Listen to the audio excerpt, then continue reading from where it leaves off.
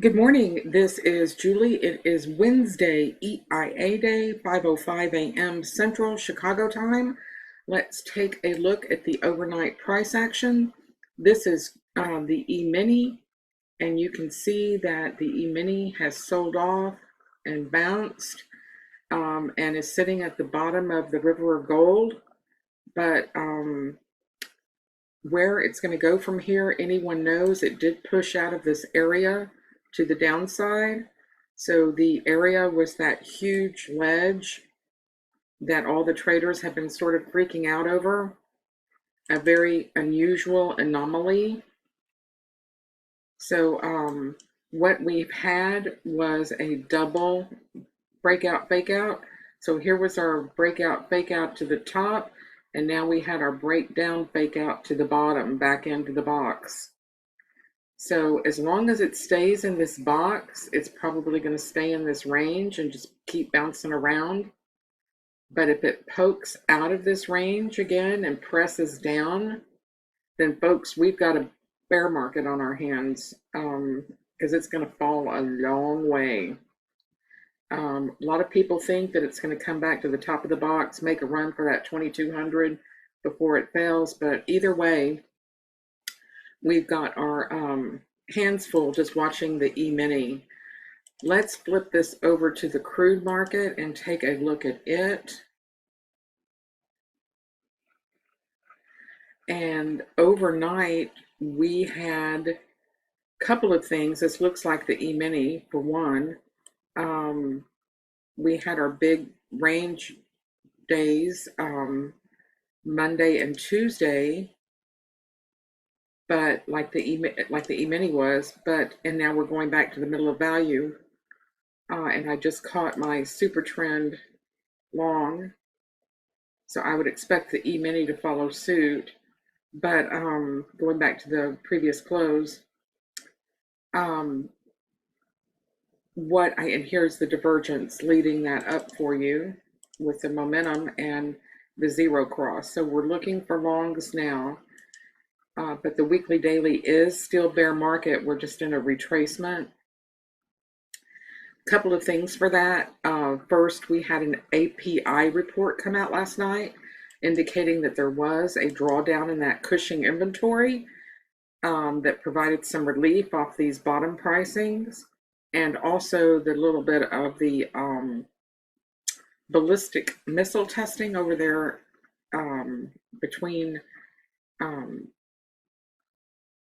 Korea and Japan. So we'll have to keep an eye on that and see if that escalates or diminishes. Hopefully, cooler heads will prevail with all that, and they can stop threatening the Japanese coastline with missiles. So, but that's causing a little bit of an upside pressure to crude. But again, we're coming up to the pressure points, and we're inside the river of gold. So it's rotational. When you get like 10 ticks from it and you think you're safe for a 10 tick trade, it'll drop 30 before it goes 10. And it's a very wide river of gold. So we might have an inside day today, and it could be a flat EIA report, just where the market fizzles out. But watch these boundaries, 40-40 to the top. That's your 25% river of gold on the high side, and 39.62 to the bottom. Yesterday close, just say yesterday close. Anything below yesterday close, you can go short.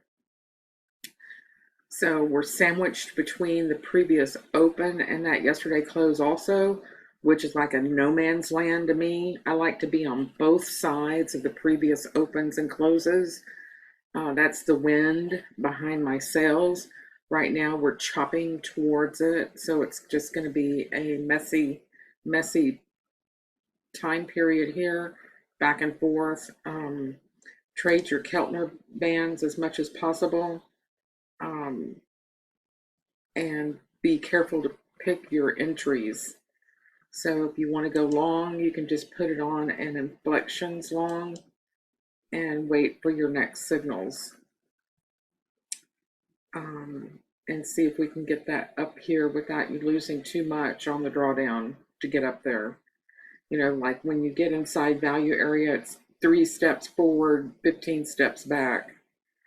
So you just have to be careful how they flush you out, because they know that everybody's targeting these intraday period locations.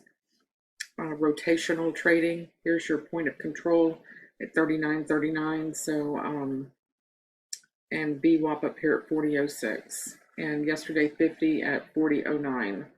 So some good overhead targets. You just want to be careful to pick those up after a retracement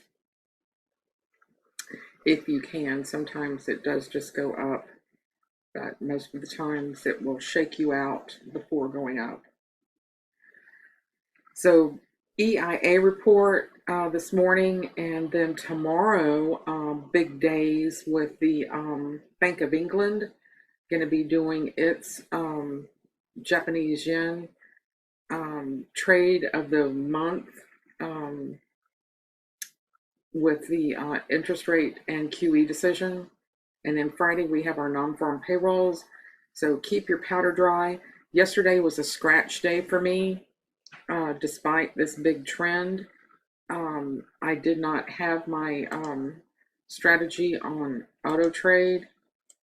I was trying to pick off some counter trend trades and got hammered. I tried to pick off 2 counter trend trades and lost both of them like a dummy. And so I corrected myself, made up my losses, and ended up as a scratch. So it was a little bit of a disappointment for me, where I knew that I could have had some clean trades if I had just followed the system. So, and not getting cute and thinking that I'm smarter than my system. You just have to stay with it until you are proven wrong, and get a clear signal, like right here, that the market's turning around. So I live and learn, just like we all do. Thank you so much. This is Julie J Auto Trading, and I am still going very well. $2,000 in for my combine, $2,000 in profit, 4 days trading. So I guess 4 or 5 days trading. Yesterday was a scratch day, so a missed opportunity for sure, and I'm disappointed, but still going. Y'all have a good one. Thank you so much.